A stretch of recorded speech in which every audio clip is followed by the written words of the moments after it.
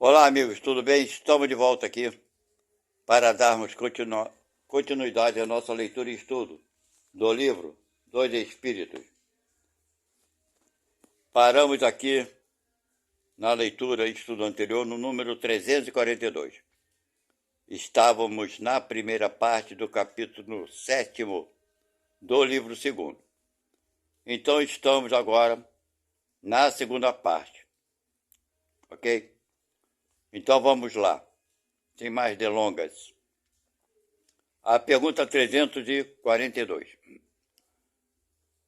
No momento da reencarnação, o espírito está acompanhado por outros espíritos de seus amigos que vêm assistir a sua partida do mundo espírita, como o vem receber quando para lá retorna?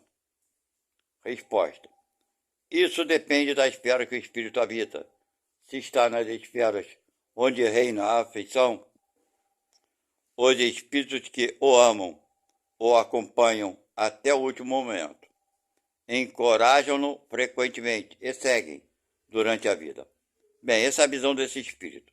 Veja bem, eu vou falar para vocês. O único caso da reencarnação que o espírito não tem como escolher, nem sabe o que está acontecendo com ele, é na reencarnação compulsória. Do resto, todas as reencarnações são programadas, são, por assim dizer, conversadas, entendidas e escolhidas e aceitas pelo espírito, para evitar qualquer contratempo. Sendo assim, ele é assistido por espíritos amigos, né, e protetores. Então, na hora da partida, é claro que esses irmãos estão do lado dele ali. Então, não concordo com essa informação desse irmão aí, ok? Vamos lá. Pergunta 343. Os espíritos amigos que nos seguem durante a vida são algumas vezes aqueles que vemos em sonho, os quais nos testemunham afeição e que se nos apresentam sob aparências desconhecidas? Resposta: muito frequentemente são eles. Vêm nos visitar como ir visitar um encarcerado. Então, meus amigos, acontece muitas vezes que a gente sonha com alguém e lá no sonho a gente sabe, conversa com a pessoa, conhece ela. Mas quando a gente acorda aqui, a gente fala, caramba, de onde eu conheço? Eu não conheço ele.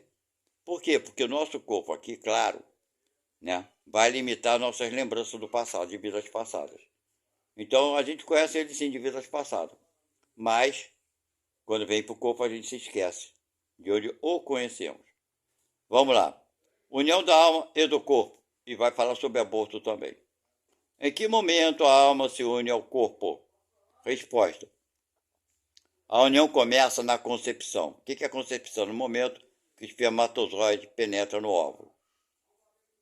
E ele continua. Mas não se completa senão no momento do nascimento. Desde o momento da concepção, o espírito designado para habitar tal corpo, a ele se liga por um laço fluídico, que vai se apertando cada vez mais, até que a criança nasça.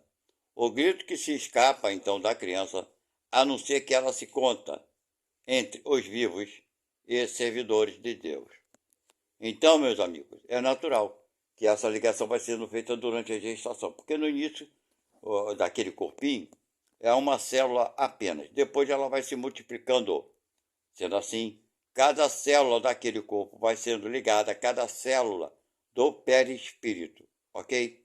E quando o corpo já está completo, todas as ligações foram feitas do corpo físico, né, do corpinho, para o espírito, através do perispírito, ok? Vamos lá, continuar a pergunta. 345. A união entre o espírito e o corpo é definitiva a partir do momento da concepção? Durante esse primeiro período, o espírito poderia renunciar em habitar o corpo designado? Resposta: a união é definitiva, no sentido que um outro espírito não poderia substituir aquele que está designado para esse corpo. Porém, como os laços que os prendem são muito fracos, rompem-se facilmente. Podem romper-se pela vontade do espírito, que recua diante da prova que escolheu. Nesse caso, a criança não vive. Bem, meus irmãos, esses casos são muito raros, porque o espírito está meio atordoado do que está ali acontecendo, ainda não tenho muita noção. Mas acontece sim, eu acho que nesse caso não há o desencarne. Eu acho que na maioria dos casos, como alguns espíritos falam, a criança ela acaba prejudicando seu cérebro e muitas vezes acabam, né, se tornando crianças autistas. Vamos lá. Pergunta 346. O que acontece para o espírito se o corpo que escolheu morrer antes de nascer? Resposta: ele escolhe outro. Ele bota umas respostas aqui, eu acho que ele não está muito afim de falar com Kardec, não. E não é assim que acontece. Lá é tudo organizado. Ele não vai chegar, esse daqui deu ruim, eu vou escolher outro. Não, tem uma programação, né, para ele escolher outro corpo. Ok? Vamos ver a próxima pergunta. Qual pode ser a utilidade dessas mortes prematuras? Né? Qual pode ser a causa dessas mortes prematuras? Aí vai responder: a imperfeição da matéria são as mais frequentes causas dessas mortes. Então nós estamos vendo aqui que ele parece um crente falando, né? Ah, o espírito morre porque o corpo está ferrado. Então bota a culpa no corpo. Então aquela programação de nascer não existe, porque se existisse, vocês saberiam que aquele corpo não ia sobreviver. Então, meus amigos, esse espírito dá umas respostas que não tem nada a ver com as respostas de outros espíritos. Por isso é que eu sou espírita e vejo as contradições que existem dentro das obras. Por quê?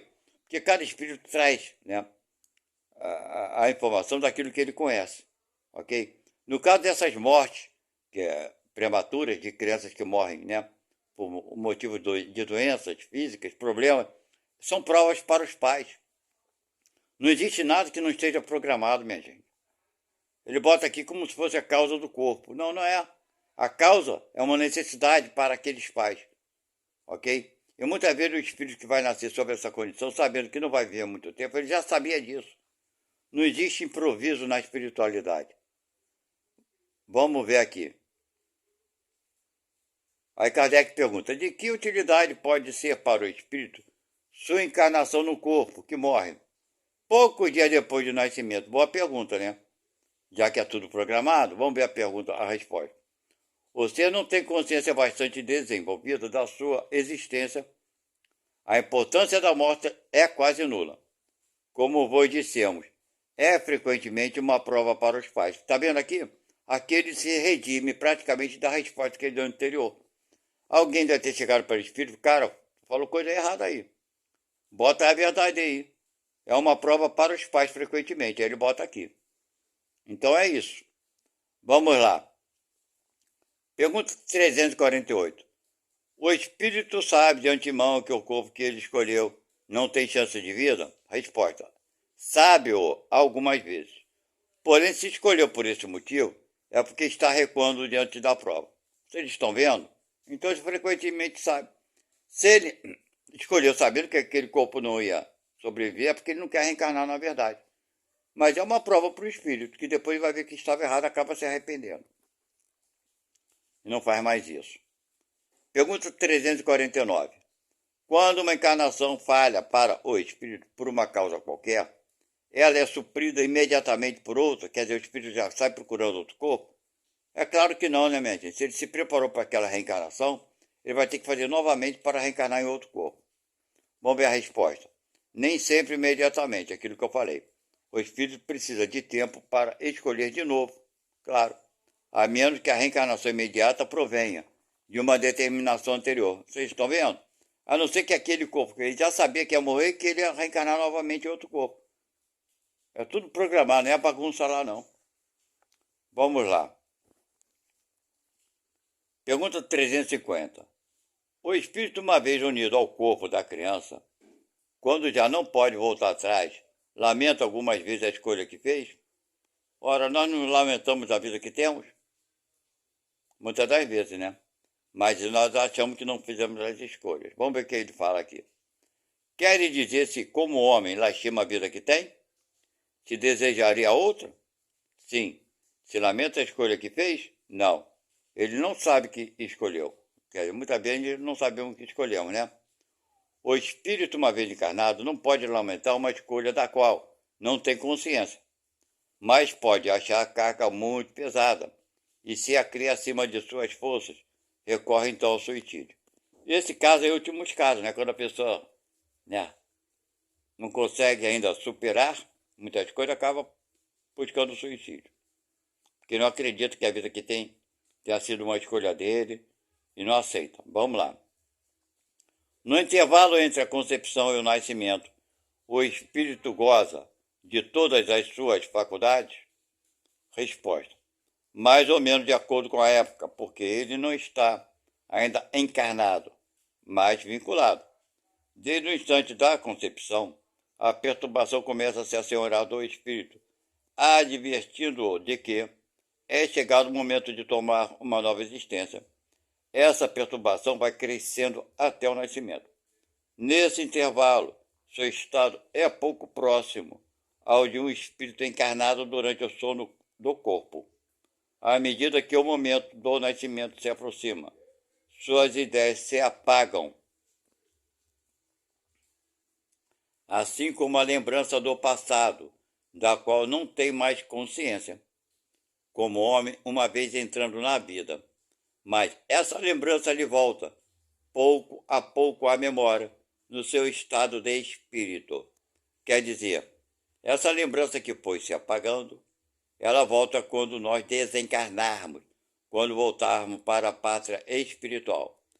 Aqui, entre linhas, está dizendo que até o espírito da criança não fica na espiritualidade, no estado de espírito infantil. Isso é impossível. Nós vamos recordando, né, retomando a nossa lembrança. É por isso que tem alguns livros aí que falam a cidade das crianças, como é que fica o espírito das crianças do outro lado. E tem gente que acredita nisso tudo.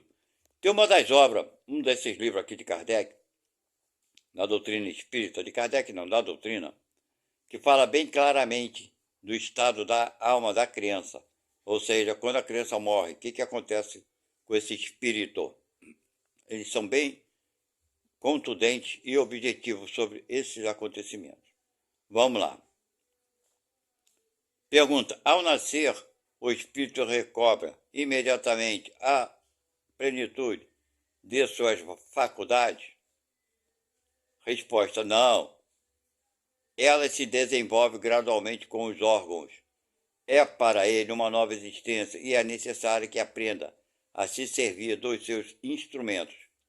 As ideias lhe tomam pouco a pouco, como a um homem que sai do sono e se encontra em posição diferente da que tinha na véspera.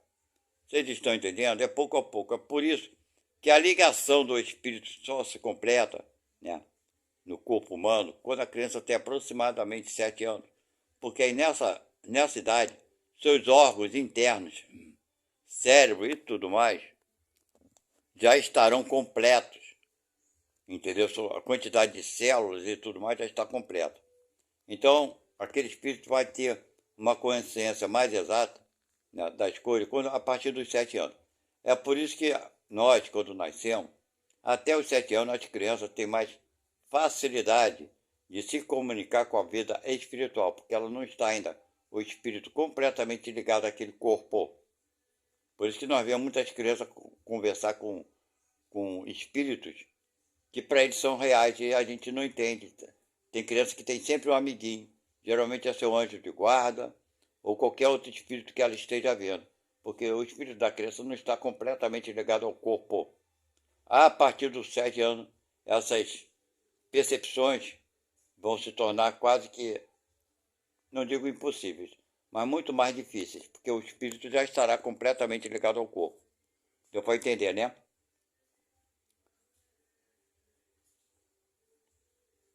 Como explica a vida intrauterina, né? A vida que existe dentro, né, do corpo.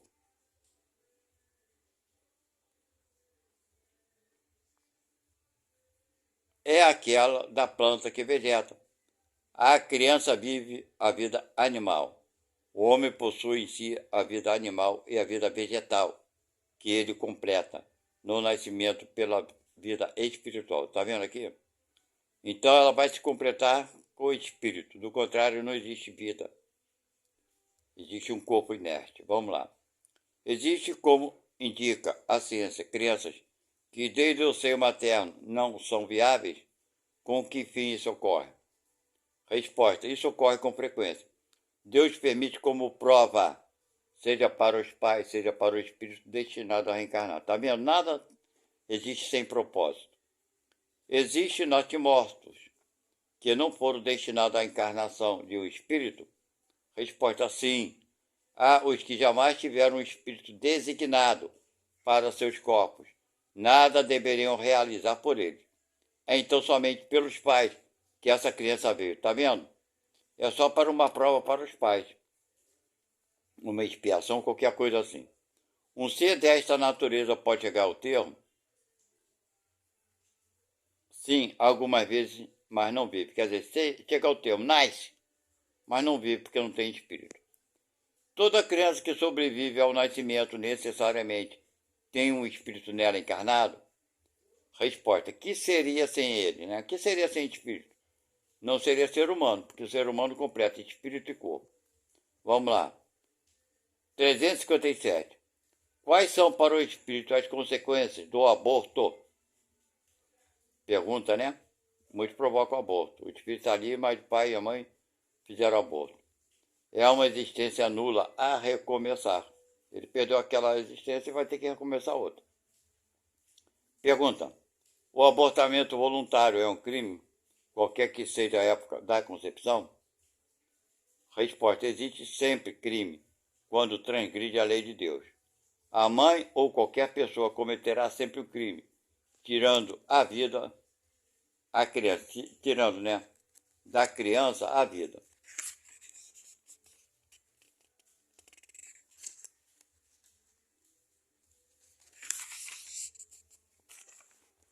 E ele continua falando aqui.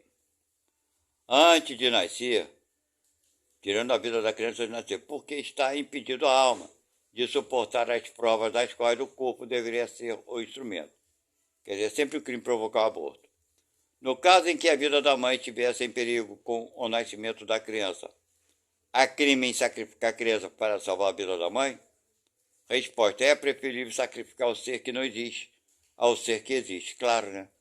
Porque a mãe poderá novamente tentar outra maternidade, né? Outra gestação. Pergunta: é racional ter pelo feto a mesma afeição que se tenha pelo corpo de uma criança que tivesse vivido? Resposta: em tudo isso vedes a vontade de Deus e sua obra. Não trateis, pois, levianamente as coisas que deveis respeitar, porque não respeitais a obra da criação, que são incompletas às vezes pela vontade do Criador. Por que não, né? Respeitar. Isso pertence aos seus desígnios, que pessoa alguma é chamada a julgar. Quer dizer, respeitar sempre a vida. Ah, não tem vida naquele corpo, mas o ser, por causa disso tem que ser, né, desprezado, menosprezado? Não. Tem que ser tratado com respeito. Faculdades morais e intelectuais. De onde vêm para o homem as qualidades morais, boas ou más? Resposta: são a do espírito que está encarnado nele. Quanto mais o espírito é puro, mais o homem é guiado para o bem. Pergunta: parece resultar disso que o homem de bem é a encarnação de um bom espírito, e o homem viciado a de um mau espírito? Resposta: sim, mas diz antes que um espírito imperfeito de outra forma poder-se-ia crer em espíritos sempre maus, os que chamais demônios. Pergunta: qual o caráter dos indivíduos em que se encarnam espíritos travessos e levianos? Resposta: de indivíduos estovados, espertalhões e algumas vezes malfazejos. Então, meus irmãos, estamos vendo aqui que nós trazemos o que somos de vidas passadas, aquilo que já aprendemos, ok? Os espíritos têm paixões que não pertencem à humanidade? Resposta: não. De outro modo, eles vô-las teria comunicado, teria dito, né? Teriam falado. As paixões são do próprio Espírito. É o mesmo Espírito que dá ao homem as qualidades morais e as da inteligência? Resposta: seguramente é o mesmo, e isso em razão do grau que alcançou. Não tem homem em si dois espíritos. Claro que é o mesmo, né, gente? Porque os homens muito inteligentes, que evidenciam em si um espírito superior, algumas vezes ao mesmo tempo, são profundamente viciados? É que o espírito encarnado não é tão puro, e o homem cede à influência de outros espíritos piores. O espírito progride através de uma insensível caminhada ascendente, mas o progresso não se realiza simultaneamente em todos os sentidos. Em uma etapa, ele pode avançar em ciência, em outra, em moralidade. Bem, nós estamos vendo aqui que nós não damos passos largos. Em algumas vidas, nós aprendemos algumas coisas, desenvolvemos alguma coisa, e outras começamos a ter uma visão para então darmos a atenção que se despertará numa vida futura. Ok? Pergunta 366. Que pensar da opinião segundo a qual as diferentes faculdades intelectuais e morais do homem seriam o produto de diferentes espíritos encarnados nele e tendo cada um uma aptidão especial? Olha que absurdo, né? Pensar que tem vários espíritos num corpo só. Vamos ver a resposta. Refletindo, reconhece-se que é absurda, claro, né? O espírito deve ter todas as aptidões para poder progredir. Lhe é necessária uma vontade única. Se o homem fosse um amálgama, quer dizer, uma quantidade de espíritos, essa vontade não existiria e ele não teria individualidade, claro, pois que em sua morte, esses espíritos seriam qual um bando de pássaros escapados de uma gaiola. O homem lamenta frequentemente não compreender certas coisas e é curioso ver como multiplica as dificuldades, enquanto que tem sob a mão uma explicação muito simples e natural. Ainda aqui toma o efeito pela causa. É fazer para o homem o que os pagãos fizeram para Deus. Acreditavam em tantos deuses quantos são os fenômenos do universo. Mas entre eles, as pessoas sensatas não viam nesses fenômenos senão efeitos, tendo por causa um Deus único. Deu para entender, né? O mundo físico e o mundo moral nos oferecem a esse respeito numerosas comparações. Acreditou-se na existência múltipla da matéria, enquanto se esteve apegado à aparência dos fenômenos. Hoje compreende-se que esses fenômenos, conquanto variados, podem não ser senão modificações da matéria elementar única. As diversas faculdades são manifestações de uma mesma causa, que é a alma, ou espírito encarnado, e não de muitas almas, da mesma forma que os diferentes sons são do órgão, são o produto de uma mesma qualidade de ar, e não de outras tantas espécies quanto sejam as dos sons. Resultaria desse sistema que, quando o homem perde ou adquire certas aptidões, certas inclinações, isso seria pela ação de outros tantos espíritos que vieram ou que se foram, fazendo dele um ser múltiplo, sem individualidade e, por consequência, sem responsabilidade. É outra contradição aos exemplos tão numerosos de manifestações através das quais os espíritos provam sua personalidade e sua identidade. Bem, nós vamos encerrar por aqui. Vamos dar início depois da terceira parte, ok? Então está bem claro aqui, quando ele fala aqui, que se houvesse vários espíritos no mesmo corpo, de quem seria a responsabilidade das coisas erradas, das coisas certas? Quer dizer, ninguém é responsável por porcaria nenhuma, não é verdade? Seria uma bagunça tremenda. Então é só parar para pensar sobre essa possibilidade. Aí você que está falando pelo corpo, quem é que está falando? É o espírito que fez a coisa certa? É o espírito que fez a coisa mais ou menos? É o espírito que faz a coisa errada? Quem é? Quem é o responsável por aquela ação? A quem podemos julgar, condenar? Não é verdade? Então, por isso é absurdo essa possibilidade de haverem vários espíritos habitando o mesmo corpo. É claro que nós somos únicos, mas sim aceitamos a influência de alguns irmãos, de alguns espíritos, para fazer uma coisa boa e para fazermos a coisa errada. Da mesma forma que aqui na vida material, uns amigos nos convidam para fazer besteira, não é verdade? Eu acho que não existe uma pessoa, um ser humano encarnado, que não tenha aparecido um colega, um conhecido, para nos convidar para fazermos merda. E não, também, não existe aquele que não tenha tido um colega que tenha nos convidado para fazermos o bem. Ok? E nós vamos fazer aquilo que acharmos legal fazer. Escolhemos fazer. Ah, vamos fazer besteira? Vamos. Ah, vamos fazer coisa bacana? Vamos. Certo? Então somos influenciados, sim. Somos chamados para fazer isso ou aquilo. E a gente vai para aquilo que a gente achar que deve ir. Pelas nossas escolhas, pelas nossas preferências. Ok? Então fica aqui essa leitura de hoje, né? Vamos parar, então, para começarmos a próxima leitura na terceira parte, que irá falar sobre a influência do organismo. A influência do organismo no espírito. Ok? Que influência exerce esses órgãos sobre nós. Valeu? Até a próxima. Fui. Fiquem com Deus. Tchau.